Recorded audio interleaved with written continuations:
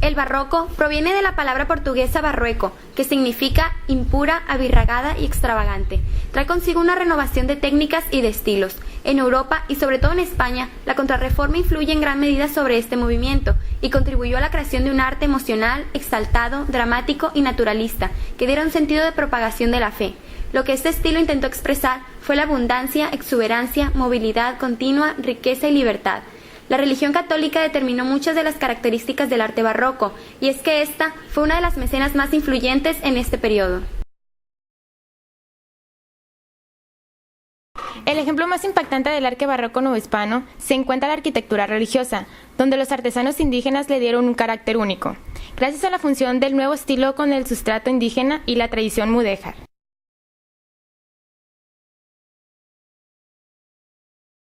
Los impulsores del barroco en América fueron la corona, la burguesía y las órdenes religiosas como representantes de la Iglesia, aprovechando la arquitectura como herramienta para la evangelización.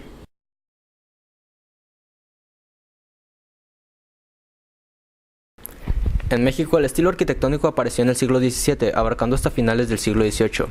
En este estilo, los criollos fueron parte fundamental combinándose con la mano de obra de los artesanos indígenas. En el barroco mexicano surge la alteración en las proporciones de los elementos arquitectónicos y la multiplicación y realce de las formas, incorporación de frontones exuberantes, irregulares y realzados. La columna se convierte en pilastra abundantemente ornamentada en las iglesias, los retablos, las portadas y los azulejos fueron grandes protagonistas de esta arquitectura.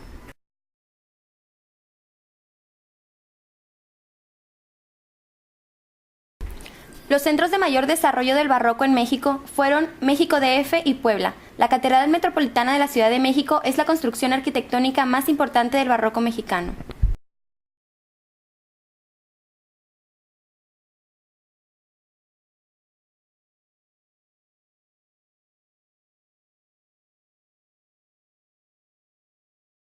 Barroco salomónico. Columna helicoidal iniciada por Bernini. Dispone el afán barroco de distorsión y movimiento. Llega a su plenitud en la segunda mitad del siglo XVII. Barroco estucado, de yeserías y argamasa. Es anástilo, marca la tendencia decorativa y no constructiva de la expresividad barroca. Es modelado y no labrado. Florece en la segunda mitad del siglo XVII, especialmente en Puebla y Oaxaca. Barroco estípite o churrigueresco. Estípite pirámide de vértice alto, truncada e invertida, introducida en el barroco por José Benito Churriguera, exuberantemente adornada. Barroco flamígero. Pilastras con molduras onduladas. Barroco tritóstilo. Tienen estrías y en la tercera parte del fuste o inferior tienen contraestrías o cambio de tratamiento en la parte inferior. Barroco talaveresco, proveniente de la arquitectura mudéjar en la época virreinal. El azulejo se llamaba talavera y con eso se le adornaba las edificaciones. Está presente en el estado de Puebla. Barroco purista. Las columnas y pilastras permanecen con sus formas básicas y estáticas, con fustes estriados con nitidez. Es el barroco consciente y respetuoso de la esencial tradición arquitectónica clásica. Ultrabarroco, pilastra nicho. Se caracteriza por su arbitrariedad compositiva, producto de su libertad. Barroco de estrías móviles. Primer paso importante en la transformación de los fustes. Presentan estrías ondulares o en zigzag. Las primeras manifestaciones datan del siglo XVIII.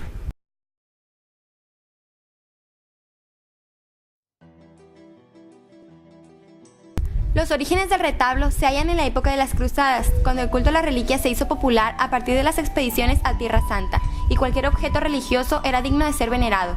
Por ello, eran depositados en recipientes de madera o metal, colocados en la mesa del altar. Como no todos los templos contaban con estos vestigios, se optó por elaborar recuadros de madera, piedra o metal, pintados o labrados con representaciones bíblicas, y fue así como se originó el retablo, cuyo término significa detrás de la mesa. La tradición del retablo llegó a México desde sus inicios. Su estructura básica de diseño se perdió a medida que el barroco se tornaba más exuberante. Para el siglo XVIII, el retablo había pasado de ser un sencillo díptico apoyado en el muro testero a representar de manera exuberante los esquemas iconográficos, llegando a cubrir la totalidad del ábside e incluso hasta formar parte de la bóveda del presbiterio.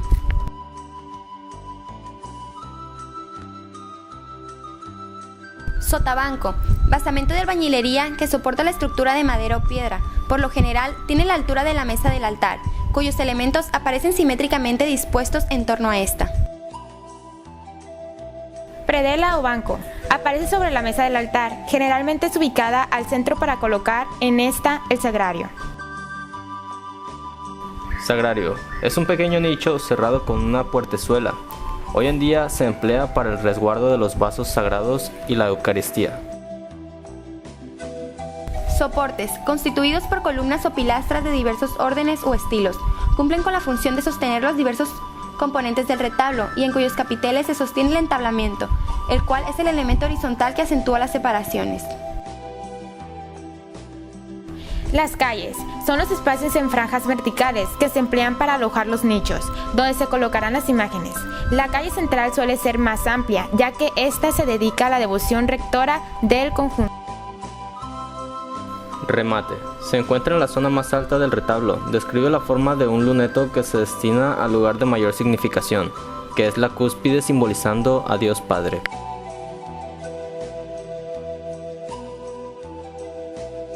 La madera fue el recurso material más utilizado en la construcción de los retablos, aunque en el arte novohispano también se empleó la argamasa y el trabajo de cantería. En el proceso de fabricación del retablo de madera era necesaria la interacción de varios artesanos. El alarife era el encargado de planear el retablo, el maestro carpintero y los entalladores daban forma a los detalles. Al ultimar las piezas del retablo, el ensamblador las unía, colocándolas sobre el muro. Finalmente, el dorador o pintor de oro lijaba el retablo para quitarle las asperezas, aplicaba una capa de yeso para darle un acabado terso, aplicaba una mezcla de color rojizo, elaborada de arcilla de Armenia y tejido cartilaginoso de conejo, conocido como bol, la cual permitía que la hoja de oro se adhiera perfectamente y como punto final bruñían la superficie con piedra de ágata. Altar del Perdón. Cuenta con un solo cuerpo dividido en 5 calles y un remate en forma circular. Su cuerpo único está estructurado a partir de 4 esbeltas pilastras estípites que servían de apoyo al remate. En la calle central se encuentra la célebre pintura que representa a la Virgen del Perdón. Había pertenecido al retablo de las Indulgencias de la primitiva catedral. Todo el retablo, además, tenía una fina y abundante ornamentación a base de hojas, flores, frutos y querubines, cubierta con hoja de oro. Altar de los Reyes. Se encuentra en la Catedral Metropolitana de la Ciudad de México. Su construcción transcurrió de 1718 a 1725.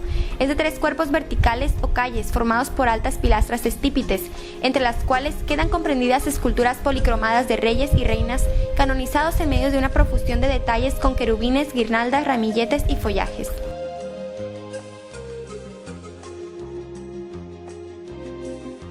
Retablo de los Reyes en la Catedral de Puebla. Retablo salomónico, llamado así por el fuste helicoidal de sus columnas, fue uno de los primeros ejemplos de este estilo de barroco en el mundo.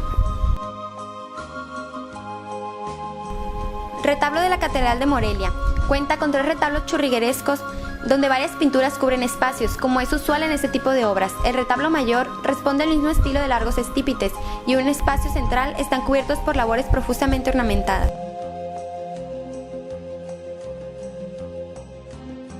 En el caso de Sinaloa, aún con la marginalidad cultural en los 3 siglos que se desarrolló el barroco, cuenta con varios retablos. En la actualidad existen 6, todos pertenecientes al barroco estípite en varias de sus modalidades. 4 de ellos son de madera y 2 de cantería.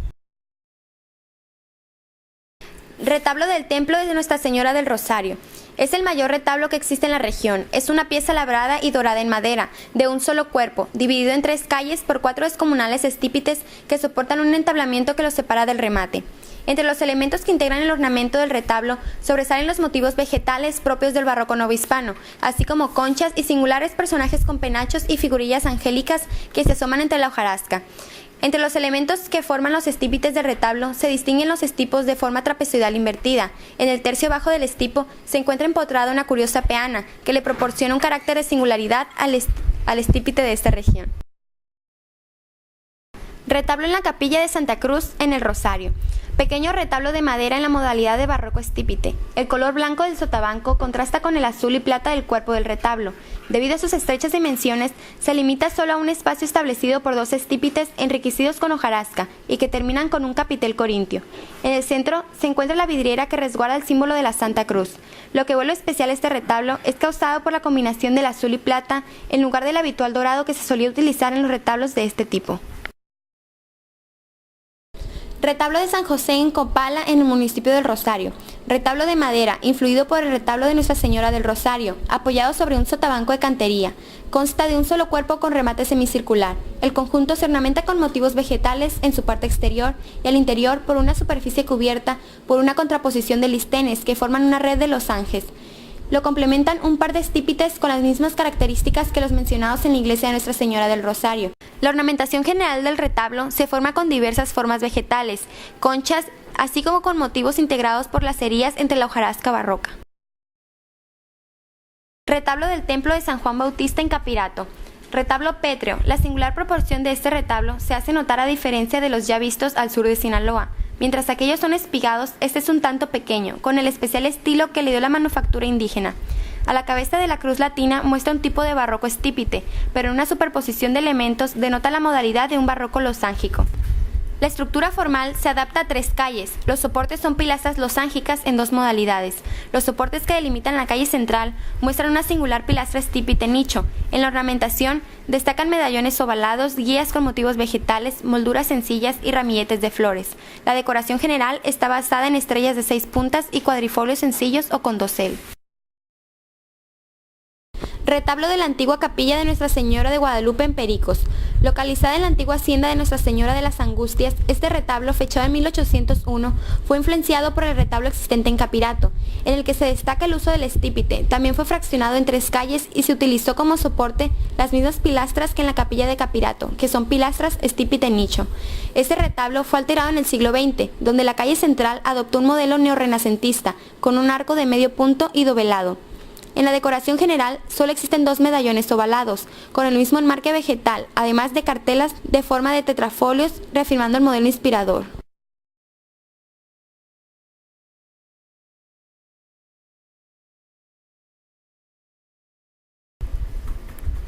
Las fachadas y las portadas adquieren una gran importancia, pues en ellas se suelen volcar los mayores empeños decorativos mediante numerosas cornisas y columnas griegas, romanas y salomónicas.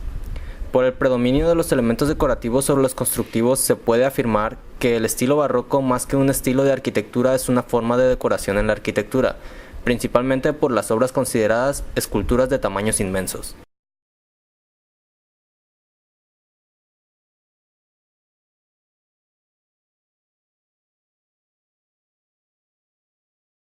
En las portadas barrocas se mantiene la división en plantas, pero en la parte central se suele organizar verticalmente, marcando el espacio central vertical sobre el horizontal.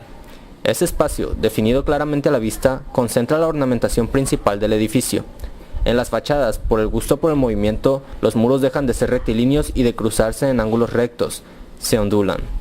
Son fachadas donde se muestra el dinamismo, el movimiento, los contrastes lumínicos, entrantes y salientes, y los crománicos, etc.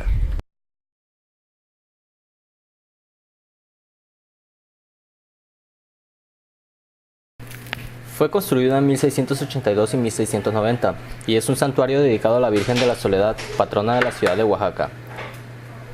El material esencial del edificio es la cantera verde, una piedra muy común en algunas partes de Oaxaca.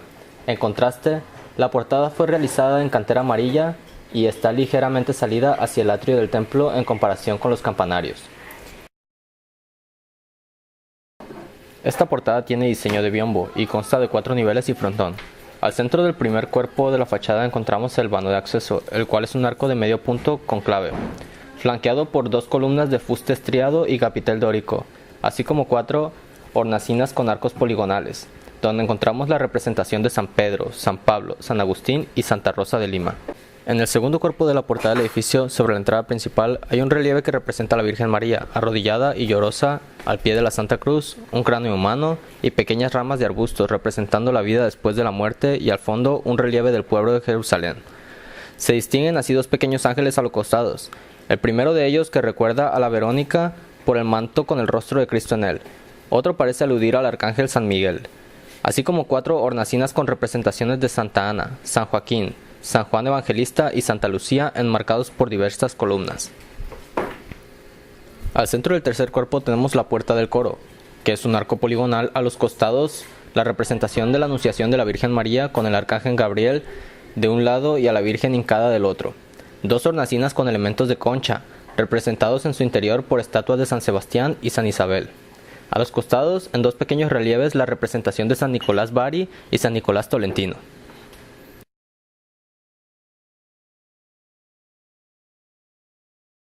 Fue el primer convento establecido en la ciudad de Puebla. Su fachada es de estilo churrigueresco, hecho de cantera, ladrillo y azulejo, construida en 1743 y 1767 por el arquitecto José Buitrago.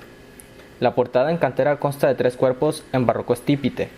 La primera, comenzando desde abajo, consta de la puerta en madera al estilo mudéjar con los escudos franciscanos, en la clave del arco y en la hoja derecha, y el dominicano en la hoja izquierda. Continúa hacia arriba una hornacina con la escultura de San Antonio de Padua. En el segundo cuerpo, otra conteniendo a la Virgen María de la Defensa. Arriba de ella hay un alto relieve representando los estigmas holladas de San Francisco de Asís, y a sus lados las esculturas de San Antonio y San Cristóbal. En medio del segundo y tercer cuerpo se halla un óculo mixtilíneo cuyo vano fue cubierto con piedra de tecalí en lugar de vidrio. En la hornacina del último cuerpo se halla la figura del patriarca San José con el niño Jesús, y a su lado derecho a San Joaquín e izquierdo a Santa Ana. Culmina la cornisa con una última hornacina que tiene a la Virgen María y rematando todo el conjunto con la figura del arcángel San Miguel, el patrono de la ciudad de Puebla.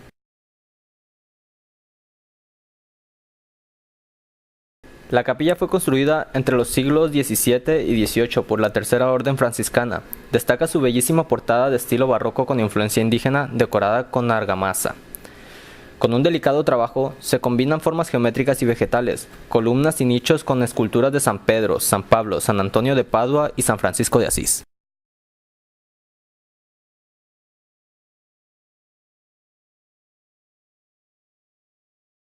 La iglesia de San Juan de Dios fue construida a principios del siglo XVIII para servir a los hermanos juaninos, que era una orden hospitalaria. La portada de la capilla es una excelente muestra del barroco flamígero, destacándose el desarrollo cóncavo de su portada. Contiene numerosas pilastras empotradas ondulantes, las cuales le dan el elemento característico del flamígero. La construcción de la parroquia de Nuestra Señora de los Dolores inicia en el año 1712 y finaliza en 1778. Posee una enorme belleza en su construcción, pues desde su fachada puede observarse un conjunto escultórico que representa la crucifixión de Jesús, rodeado de diferentes imágenes entre ellas. Justo debajo de la cruz, la Virgen María en su advocación de la Dolorosa. A este grupo le rodean algunas columnas de tamaño ascendente. Las columnas que adornan la entrada cobran mayor importancia al observar los nichos que albergan las columnas de los extremos, razones por la cual es considerada uno de los más grandes ejemplos del barroco novohispano. La parroquia es famosa por ser el escenario que dio inicio a la Guerra de Independencia. Fue en uno de sus campanarios donde la madrugada del 16 de septiembre de 1810, el cura Hidalgo hizo resonar la voz que congregó a la población a levantarse en busca de libertad. Aquí es justamente donde la Guerra de Independencia da inicio. La técnica del azulejo vidriado se conoce en la ciudad de Puebla, que llegó a ser la productora más importante durante el virreinato. Desde la segunda mitad del siglo XVI, cuando artesanos españoles originaron la Talavera de la Reina, España, instalan los primeros hornos para producir la cerámica, que al paso del tiempo llegó a ser conocido como Talavera de Puebla. Construido en el siglo XVII, es considerado una obra maestra del barroco talaveresco en nuestro país. El templo está recubierto con azulejos que semejan a la talavera, producción característica de la ciudad de Puebla, en donde existía una fábrica real. Sin embargo, añado que en la fachada también es importante la existencia del ladrillo. Ambos materiales constructivos juntos dan un fuerte sabor de arte islámico.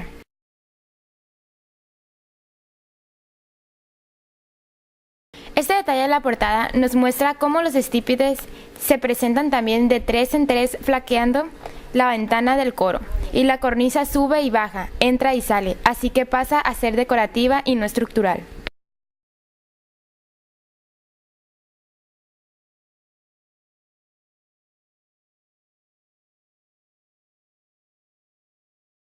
Como en muchos espacios religiosos se presenta la antítesis, bueno y malo, y así como en las fotografías podemos ver santos y ángeles. En esta apreciamos en la superficie superior un ser que simboliza lo malo.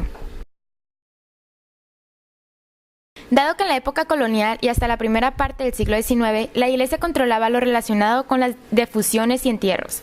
En algunos atrios existen tumbas, en este caso es así, y siguiendo la modalidad regional, están recubiertas parcialmente con azulejos. En la zona existen otros templos en esta modalidad, y también interesantes. Sin embargo, creo que es importante conocer los ejemplos más destacados y pueden ser un parámetro para conocer y disfrutar los demás.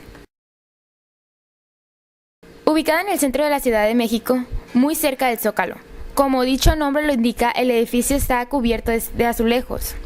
Se considera como uno de los edificios más hermosos de América Latina.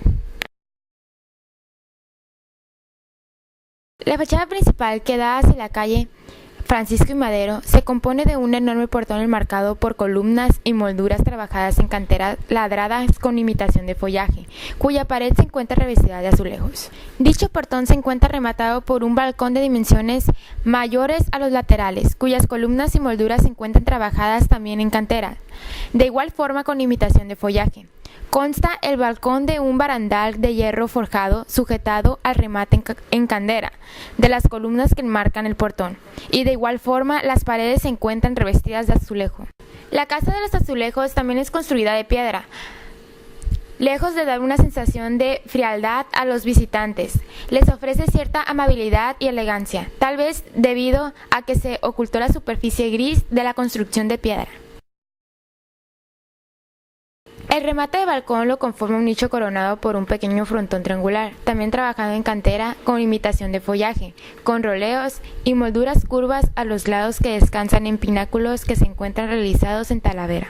El pretil que sirve como remate se halla cubierto por azulejos.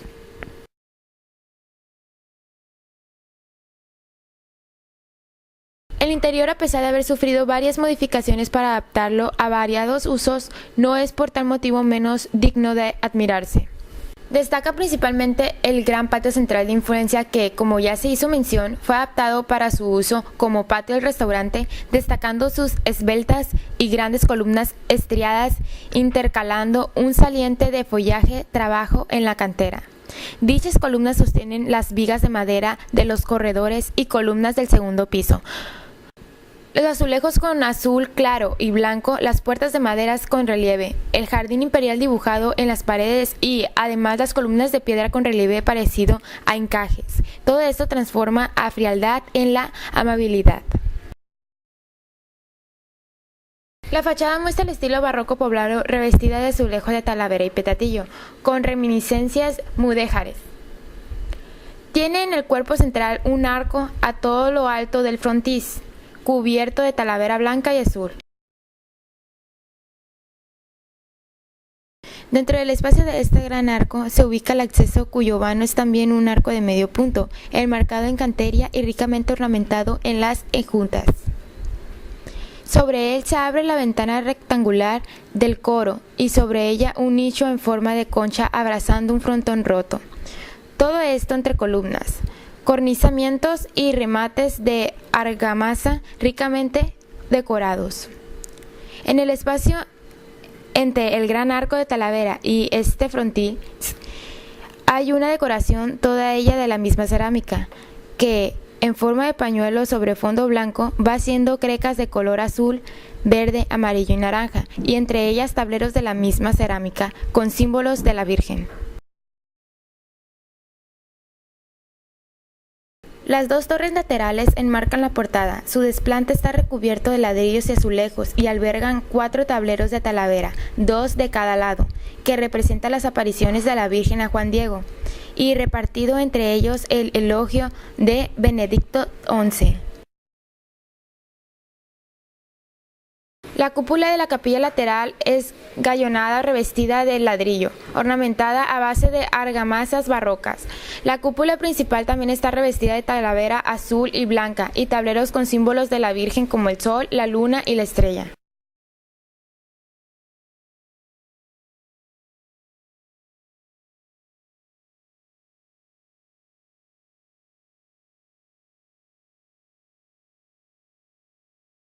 San Bernardino. Completa sin duda una trilogía hermosa de iglesias cholutecas.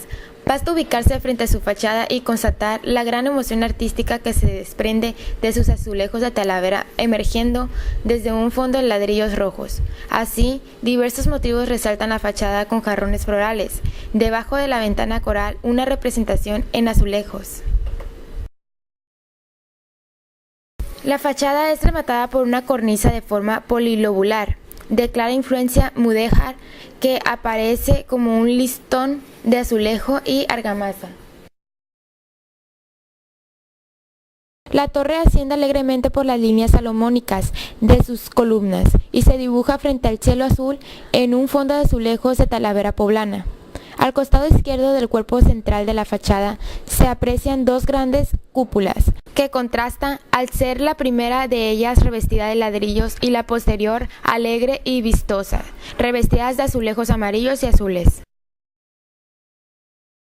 En el exterior, el pórtico es la cantería labrada con nichos. Tres grandes arcos correspondientes a las tres naves dan acceso al pequeño atrio sobre el cual se desplantan las torres, mezcla de varios estilos con acabados de argamasa.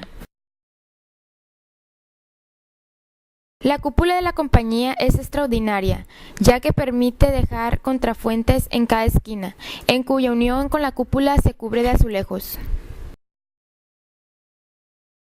En la presentación de la fachada se pueden apreciar azulejos de diverso color, debido a que sufrió varias adaptaciones según los comercios que ocuparon el inmueble. Se hicieron cambios en las fachadas y se colgaban anuncios de grandes dimensiones.